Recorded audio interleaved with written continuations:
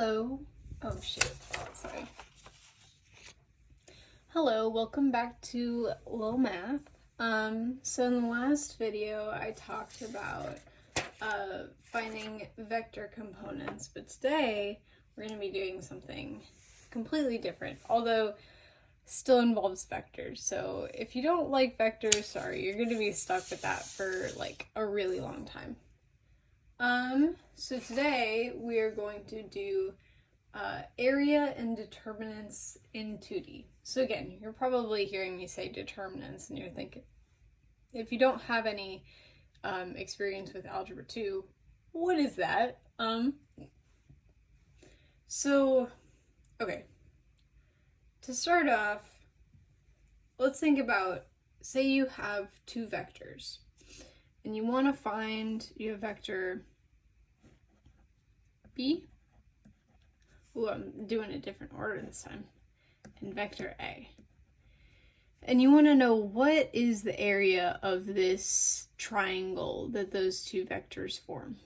Well, if you're just using what you know from like geometry, how would you go about that? Well, what you'd probably do is you do the magnitude of vector A, right? Because it's like your base.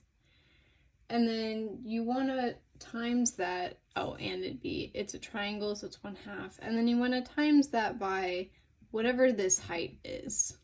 Well, to find that height, it's just going to be, if you use trig, it's going to be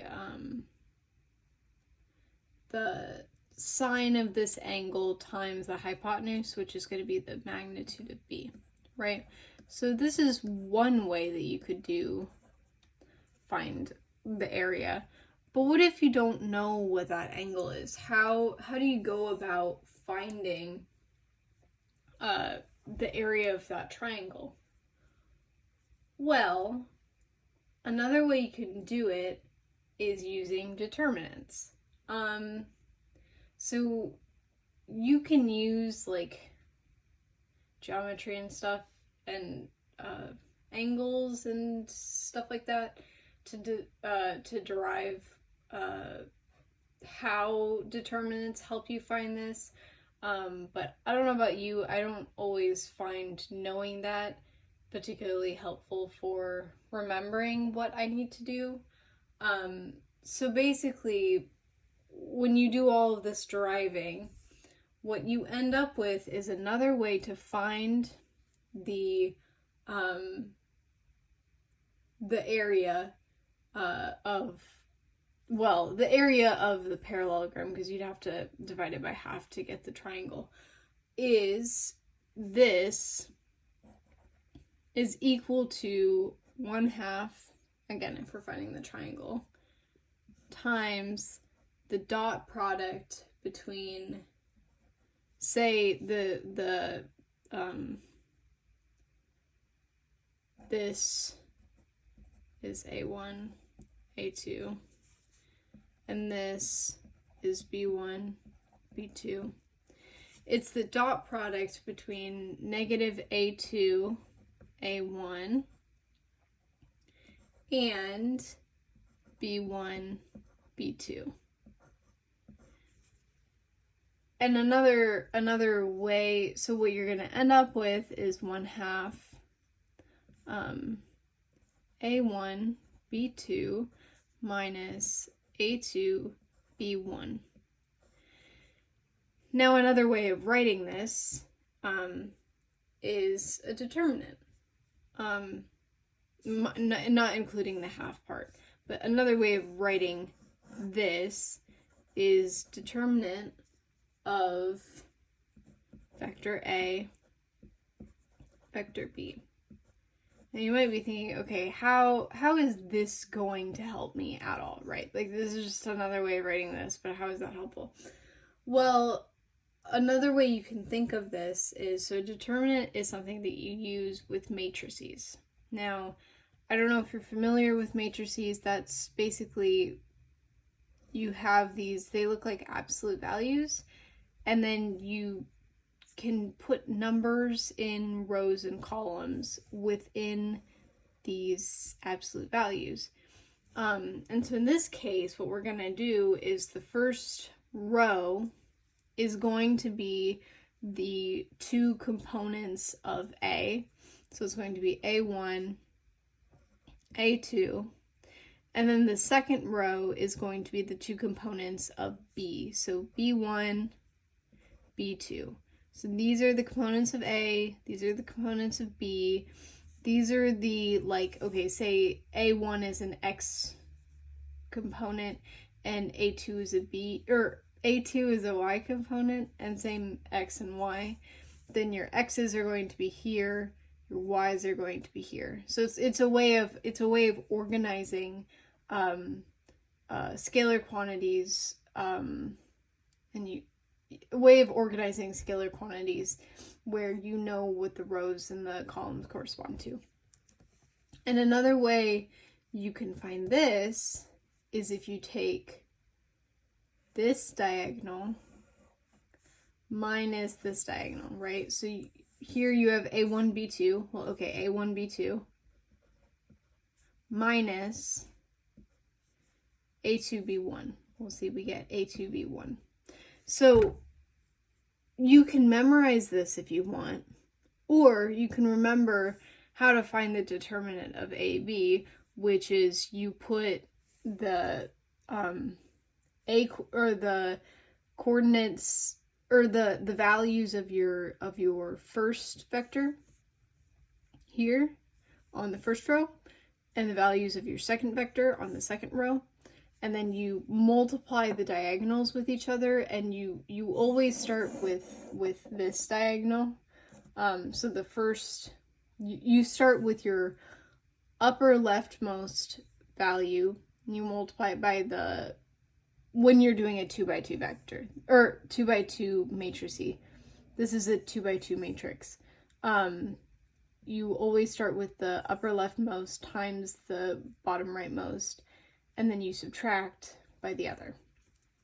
And so this is going to give you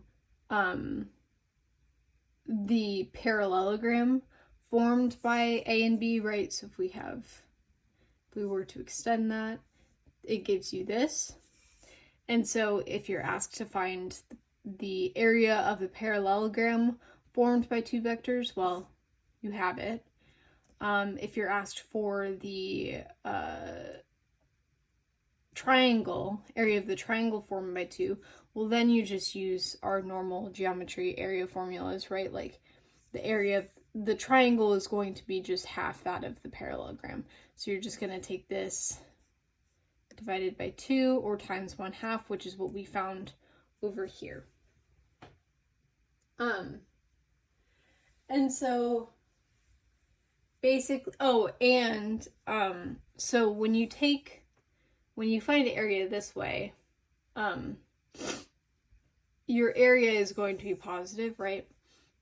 When you find it this way, it could be positive when you use the determinant, or it could be negative.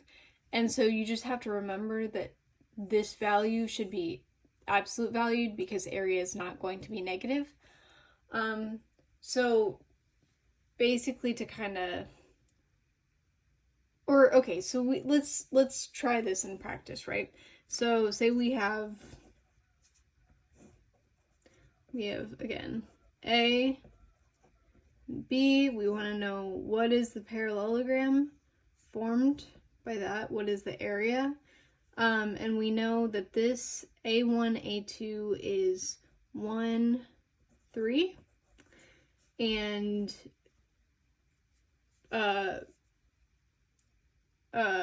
B is 2, 4. That might not be drawn to scale, but it doesn't really matter, or like drawn correctly, but it doesn't really matter. And then, so how do we find the area of that? Well, we're not given the angle, so we can't use this. So that means we have to use the determinant, right? So we're going to find the determinant of A, comma, B. And so we're going to turn this into a matrice, right? So we're going to get 1, 3, 2, 4. So this is our matrice that represents this and this. And then to take the determinant, we're going to do 1 times 4 minus 3 times 2. And see, here we get a case of you're going to get a negative, right? We're going to get a negative 2. But you should take the absolute value of it because you can't have negative area.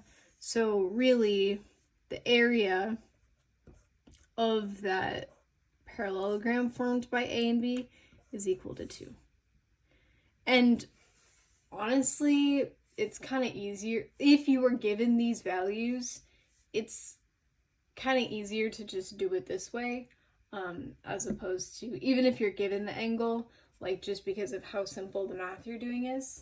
And if we'd been asked for the triangle, it would just be 1, right? Because you divide that by 2. So that's how to find area and determinants in 2D. So yeah, thanks for watching. Hopefully that was helpful. Yeah.